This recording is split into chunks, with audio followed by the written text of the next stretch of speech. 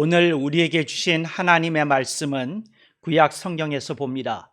구약 성경 959쪽 예지서 곧 전도서 12장 6절 말씀을 장성 목사가 풀어서 번역한 연이어본으로 봉독합니다. 은줄이 풀리고 금그릇이 깨어지고 항아리가 샘 곁에서 깨어지고 도르래가 우물 위에서 깨어지고 아멘. 오늘 우리는 성령님 아래 성경 위에 하나님의 말씀을 듣기를 원합니다.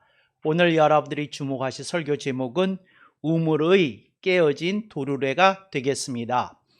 우리 한글 성경을 보면 이 개역 성경 한글판이 얼마나 우수한 번역이다 하는 것을 매번 느끼고 있습니다. 그런데 가끔은 옛날 용어로 되어 있어서 얼른 성경을 이해하지 못할 때가 간혹 있습니다. 오늘 본문에서 보면 제가 도르래라고 번역을 한 것을 개역 성경에서는 바퀴라고 번역을 하였습니다.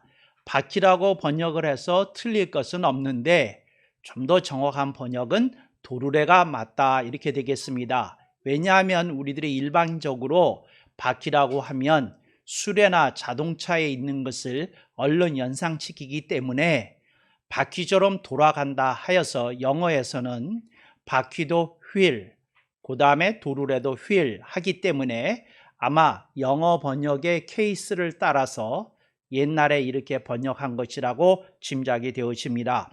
그래서 우물 위에 도르래가 있는데 그 도르래를 통해서 밧줄을 감고 그래서 두레박을 그 밧줄에다 매답니다.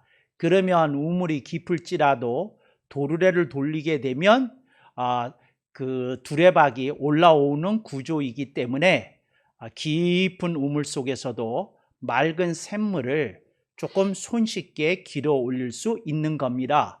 그런데 만약에 도르래가 깨졌다 하게 되면 사람이 도르래의 힘을 받지 아니하고 자기의 체력만 가지고 이제 그 물이 담겨져 있는 두레박을 깊은 우물로부터 끌어올려야 되기 때문에 이건 상당한 체력을 소모하는 것이기도 하고 또 자칫 잘못하면 본인이 우물에 빠질 수도 있는 위험한 행위가 될 수도 있는 겁니다. 그래서 도르래가 깨졌다 하는 말은 무슨 말인고 하니 이제 쉽게 우물을 기를 수 있는 길이 이렇게 사라졌다 하는 뜻이 되겠습니다.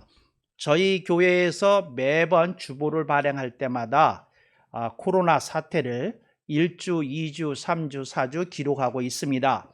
현재까지 그 코로나19 사태가 오늘 14주째를 맞이하고 있습니다. 이제 2주를 더 가게 되면 코로나 사태가 이제 3달을 채우게 되는 것이니 상당히 긴 기간 동안 이 코로나 사태가 현재 진행 상태로 나아가고 있는 것을 볼 수 있습니다. 그래서 코로나 사태가 우리에게 무엇을 안겨다 주었느냐 여러 가지가 있겠지만 저는 4대 붕괴가 일어났다 이렇게 생각을 합니다. 그래서 어떤 4대 붕괴가 일어났는지 제가 하나씩 말씀드리면 첫째, 일상생활의 붕괴가 일어났습니다. 그래서 우리들이 그전처럼 자연스럽게 사람들과 만날 수 없고 사람들과 자연스럽게 밥 먹을 수 없고 사람들과 자연스럽게 어떤 행사를 할 수 없는 일상생활의 붕괴가 일어났다는 겁니다. 두 번째, 어떤 붕괴가 일어났느냐? 직장 생활의 붕괴가 일어났습니다.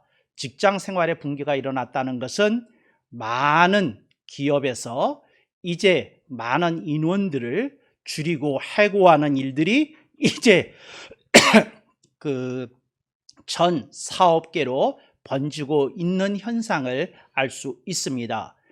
미국에서는 뭐 4천만 개의 직장이 사라졌다 하는 일부의 통계도 보이고 있습니다. 우리나라에서는 그 정도 숫자는 아니겠지만 아마도 그 전에 비해서는 3분의 1 이상의 그 직장이 이렇게 사라지거나 정지 상태에 머물러 있다는 것이 우리들이 체감으로 느끼는 현실입니다. 세 번째, 그 직장 생활이 붕괴됨에 따라 많은 경제 활동이 위축이 되므로 세 번째 경제 순환이 붕괴되었습니다.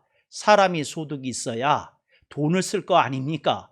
그런데 직장들이 사라지게 되니까 돈을 쓰는 사람도 없고 또 다른 말로 말하면 쓸 돈도 이게 소득이 없으므로 이제 경제 활동이 크게 이렇게 위축이 되는 결과로 이어졌습니다. 그래서 경제 순환이 붕괴되었다. 네 번째, 국제 교육이 붕괴되었습니다. 그래서 지금 각 나라에서 지금 항공사들이 파산 상태에 이르는 경영 위협을 받고 있다고 합니다. 그래서 항공기들이 떠야 기업인들이든지 또 여러 가지 국제교육에 필요한 인원들과 물자들이 오고 갈 텐데 이것 자체가 봉쇄당하고 있는 현실이 우리를 굉장히 미래에 대해서 암울한 전망을 하게 만들고 있습니다. 이외에도 여러 가지가 있겠지만 저는 이 네 가지 붕괴야말로 참으로 참담하다, 안타깝다. 참 이게 우리를 어둡게 하고 무겁게 만드는 현실이다. 이렇게 제가 판단했습니다. 그러면서 제가 그런 상황 속에서 이런 상황을 성경은 어느 곳에서 뭐라고 말씀을 하실까 싶어서 제가 그 하나님의 말씀을 조금 뒤져봤습니다. 제가 설교 준비를 할 때 두 가지 경우가 있습니다. 하나는 성경을 계속 읽어나가다가 제 마음에 감동을 준 성구를 붙들고 그 성령님의 기름 부심을 할 때 제가 설교문을 작성하고 설교를 선포하게 됩니다. 네, 그런 경우가 하나 있고요. 또 하나는 제가 세상을 들여다보거나 제가 섬기는 교회의 목회 환경을 보다가 성도들의 상황 속에 그 어떤 성구가 적합할까 찾아서 설교하는 경우가 있습니다. 그런데 이거는 전 세계적인 현상에 대하여 성경은 어떤 구절을 가지고 말씀을 할까, 어떤 구절이 적합할까 생각을 해봤더니 제게는 다른 분에게는 다른 성구가 걸릴 겁니다. 근데 장성 목사에게는 이제 예지서 곧 전도서 12장 6절 말씀의 그 네 번째 부분 도르래가 우물에서 깨어지고, 그러니까 도르래가 깨어졌다. 뭡니까? 이렇게 도르래가 돌아가지 않습니까? 돌아가면서 밧줄이 감기면서 두레박이 올라오는 건데 그게 마치 뭐처럼 느껴졌는고 하니 일상생활이 붕괴되어지고 직장생활이 붕괴되어지고 경제순환이 붕괴되어지고 국제교육이 붕괴된 그런 것으로 느껴졌다는 거죠. 그래서 도르래가 돌아가지 않으니까 어떻게 됩니까? 우물은 저기 있는데 이제 물을 기는 것이 힘들고 어렵게 되었다 하는 것이지요. 직장은 저기 있는데 직장 가는 것도 어렵고 직장에서 일하는 것도 어렵고 뭐 이렇게 된 현실을 보여주는 것이다. 저는 이 말씀을 가지고 이렇게 그런 깨달음이 왔습니다. 그래서 여러분 오늘 우리들의 상황을 저는 성구 속에서 도르래가 깨어져 있는 상황이다. 그러니까 이런 일상의 그 어떤 현실적인 우리의 리듬 자체가 깨어져 있는 이 상황이다. 이걸 이제 성경을 통해서 저는 조명해 보았던 것입니다. 여러분들은 아마 다른 각도에서 조명하실 수도 있다고 생각이 되어집니다. 근데 최근에 한 14주 동안에 제가 내내 마음에 품었던 것을 뭐였는고 하니 도르래가 깨졌다. 이걸 어떻게 해야 되나? 도르래가 이게 다시 돌아가려고 하면 어떻게 해야 되는 거냐? 이제 이런 생각을 제가 끊임없이 했습니다. 그래서 이 도르래가 돌아가려면 다시 말하자면 코로나19 사태 기존으로 돌아가려고 그러면 어떤 것이 있어야 되겠느냐 하는 것에 대해서 몇 가지로 말씀을 드리겠습니다. 첫째는 코로나19 백신이 나와야 됩니다. 영국에서 나오든지 미국에서 나오든지 한국에서 나오든지 중국에서 나오든지 좌우지간 어느 나라에서든지 간에 코로나19 백신이 나와야 이제 도르래가 이제 돌아가는 겁니다.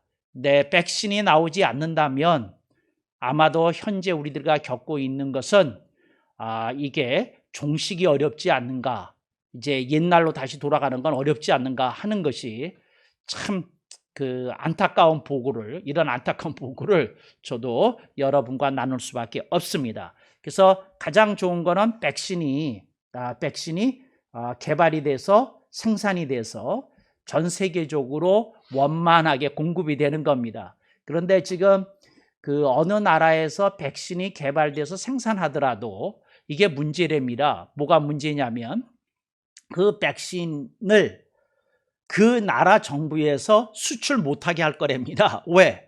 자기네 나라 국민들이 충분히 쓸 때까지 남은 걸 보내지 뭐 자기 국민한테 보내지도 않으면서 이렇게 수출하는 일은 없을 거다, 뭐 이런 얘기를 하더라고요.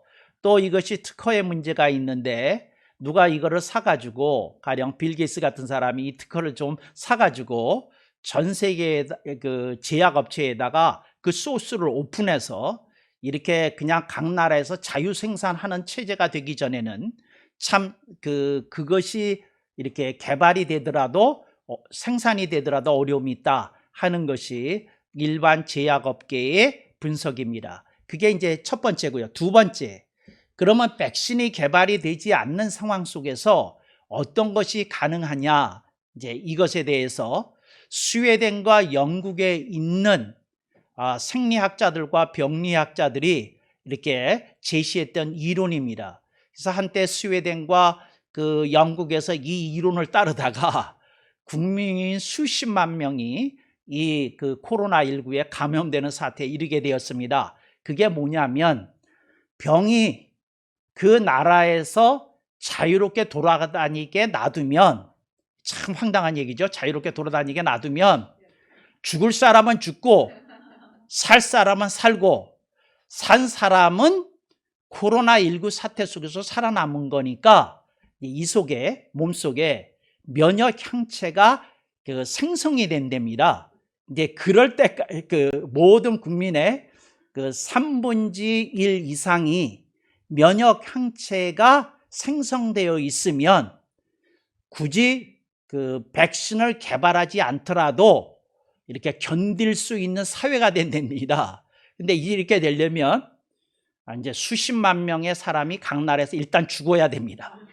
그런데 그렇게라도 해서 하자, 이제 이런 것이 스웨덴과 영국에서 하다가 너무 많은 사람들이 죽고 이런 정책 위반자들의 가족도 죽고, 그렇잖아요. 가족도 죽고 또 자기 친한 사람도 죽고 사랑하는 사람도 죽고 하는 걸 체험하다 보니까 이제 이 정책을 철회했습니다. 그래서 이제 다시 봉쇄 조치를 내리고 강력한 어떤 규제 조치가 시행 중이라는 거 여러분들이 아시리라고 생각이 됩니다. 이게 두 번째 방법입니다. 그러니까 코로나19 어떻게 이기냐, 이런 방법을 참 고안해낸 사람도 있다는 게 참 안타깝습니다. 일본 정부에서 기대하는 것도 이 두 번째였습니다. 그게 뭐냐면 가만히 두면 죽을 사람은 죽는다, 살 사람은 산다, 그럼 면역 항체가 되면 이제 이렇게 된다. 이게 두 번째 방법이었습니다. 오케이, 세 번째, 코로나19 사태 속에서 도르래가 이제 다시 돌아가려고 그러면 세 번째 방법이 무엇이 있느냐, 여러분이 생각을 했을 때 이제 이게 잘 생각이 안 되잖아요. 이 세 번째가 뭐냐면 국민 전체가 방역의식에 철저해서, 그러니까 방역의식에 철저해서 그러니까 생활하는 것이 일상화된 단계랍니다. 그러니까 예를 들자면 이런 식입니다. 예를 들자면 식당에 갔더니 식당이 그 식당에 있는 테이블의 반을 그냥 내어버리고 과감하게 거리에 맞추어서 우리는 이 인원만 받습니다. 그러니까 다른 분들은 식당 바깥에서 대기해 주시고 이제 이런 식으로 되고, 예를 들자면 학교에서도 모든 학생들 주변으로 철조망이 아니라 유리망으로 된 플라스틱 망으로 이렇게 딱 보호망을 세우고, 이제 그리고 모든 사람이 철저하게 마스크 쓰고 생활하고 또 손 씻기 생활하고 또 소독하고 뭐 이런 식으로 모든 국민이 철저하게 살게 되면 불편한 거 많고 괴로운 거 많지만 이제 그 일상생활의 리듬을 찾는 일이 가능해진다는 겁니다. 근데 이렇게 되면 어떤 문제가 있는고 하니, 예를 들어서 콜센터에 예를 들자면 한 층에 있었던 콜센터 직원들의 업무 공간이 3계층 정도가 더 필요하대. 2계층이 더 필요해야 됩니다. 예를 들자면. 왜? 이제 공간을 널찍널찍 띄어서 해야 되니까. 그러니까 어떤 비용이 드는고 하니 기업 비용, 투자 비용 뭐 이런 게 들어가는데, 하여튼 국민이 죽는 것보다 낫다. 이게 살 길이다. 이제 이렇게라도 하자 하고 나아가게 되면 이렇게 방역 수칙을 지키는 것이 일상화되게 되면 코로나19 사태가 진정이 됩니다. 이게 이제 세 번째 방법입니다. 지금 세 번째 방법을 이제 우리나라에서도 많이 하고 있죠. 그래서 학교에서도 칸막이 많이 세우죠. 또 뭐 띄워놓죠. 뭐 이제 이러는 거 그랬습니다. 그랬는데 여기서 문제가 있답니다. 아이들의 경우 친구들을 만나면 놀아야 되는데 이제 이게 이제 거기까지 가야 된답니다. 그러니까 뭐냐면 비접촉 놀이를 어떻게 개발해야 된답니다. 그러니까 서로 부딪히지도 않고, 그러니까 예를 들자면 이런 거랍니다. 이제 농구를 하는데 마스크를 전원 쓰고 하고, 그 다음에 가능하면 장갑도 끼고 하고, 그렇게 하고, 그 다음에 뭐를 하느냐면 다른 사람이 슛 쏘려고 해도 절대 파울을 안 해야 된답니다. 왜?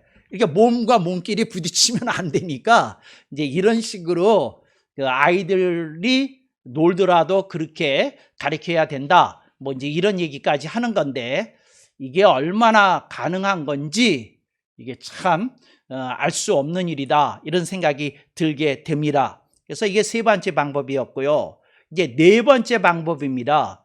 이제 네 번째 방법이 뭐냐면, 이 네 번째 방법이 뭐냐면 경제 우선으로 돌아가서 살 사람은 살고 죽을 사람은 죽는다.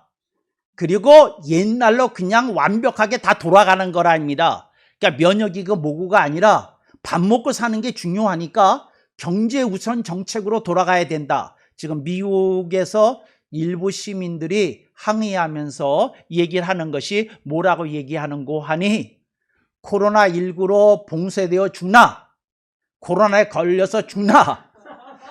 마찬가지인데, 내가 코로나19에 걸려서 죽는 건 참을 수 있는데 돈을 못 벌어서 굶어 죽는 건 못 참겠다. 그러니까 일하게 해달라. 뭐 이제 이런 얘기를 한다는 겁니다. 그래서 코로나19 사태로 돌아가기 위해서 이게 극단적인 방법인데, 경제 우선 정책으로 돌아가서 죽을 사람 죽고 살 사람 살게 하고 그냥 이렇게 나가는 게 좋겠다. 이게 이제 네 번째 방법입니다. 근데 여러분들이 여기까지 들으셨더니 무슨 생각이 들으냐면 기함이 나오는 거예요. 이거 뭐 답이 없네. 이게 답이 없는 상황입니다. 오케이. 근데 성경 말씀이 여기서 재밌어요. 뭐냐면 도르래가 우물을 위해서 깨어졌잖아요. 성경 말씀이 말하는 건 이겁니다. 도르래가 깨어졌다고 해서 우물을 포기하면 안 된다는 겁니다. 그렇잖아요. 우물을 길어내지 못하면 마실 물이 없고, 마실 물이 없으면 죽는 거기 때문에 이건 포기할 수 없는 거잖아요. 그래서 오늘 본문이 우리들에게 얘기하는 메시지를 듣도록 하겠습니다. 그 메시지가 뭐냐면 이겁니다. 힘들더라도 이겨내라는 겁니다. 그렇잖아요. 도루라게 깨졌지만 어떻게 하겠어요? 내가 밧줄을 일일이 이렇게 막 잡아 당기면서 물을 길어내야 되는 게 얼마나 힘듭니까? 그렇지만 이거 안 할 수 없잖아요. 그러니까 성경은 이렇게 얘기하는 겁니다. 도루래가 깨졌냐? 힘든 상황 아니냐? 그렇지만 네가 힘든 거 이겨내야 되겠다. 이렇게 얘기하는 겁니다. 힘든 걸 이겨내는 것을 이 본문이 제시하면서 우리들에게 암시하는 메시지가 있습니다. 첫 번째 메시지가 뭐냐? 인내하라는 겁니다. 두 번째 메시지가 뭐냐? 극복해야 된다는 겁니다. 그렇잖아요. 그러니까 예를 들자면 인내해야지 뭐를 잡아당길 수 있습니까? 그 동아줄을, 그 밧줄을 잡아당길 수 있을 거 아닙니까? 인내해야지. 그리고 또 하나 뭡니까? 이렇게 땡기다 보면 깊은 우물에서 땡기다 보면 체력의 한계도 올 것 아닙니까? 그렇지만 그거 이겨내야지 그 두레박을 건져 올릴 수 있는 거지. 그거 극복 못하면 다시 중간쯤 왔다가 놓치게 되면 그 두레박이 어디로 떨어집니까? 우물 한가운데로 떨어지지 않겠습니까? 그러니까 인내하고 뭐 해야 됩니까? 극복해야 됩니다. 그러니까 여러분들에게 제가 이 본문이 우리들에게 제시해 주는 건 이겁니다. 인내하라, 극복하라 이겁니다. 그래서 인내하고 극복을 하는데 여기서 한 가지 더 나가야 되겠습니다. 여러분들이 인내하고 극복을 하는데 이겁니다. 여러분이 인내하고 극복을 해야 여러분 가족이 편안해집니다.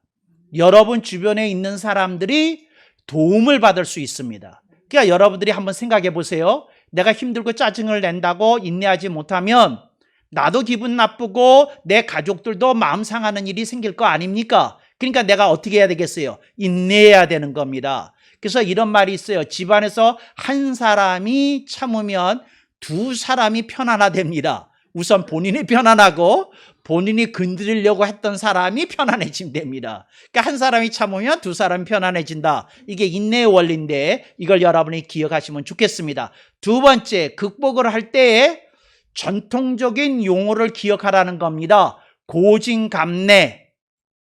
과정은 쓰나 그 결과는 보람을 안겨다 준다는 겁니다. 그래서 여러분들이 극복해야 된다는 겁니다. 그래서 여러분들이 이걸 극복해야지 여기에 무너지면 안 된다. 그래서 여러분들이 어떻게 해야 될까요? 제가 묻겠습니다.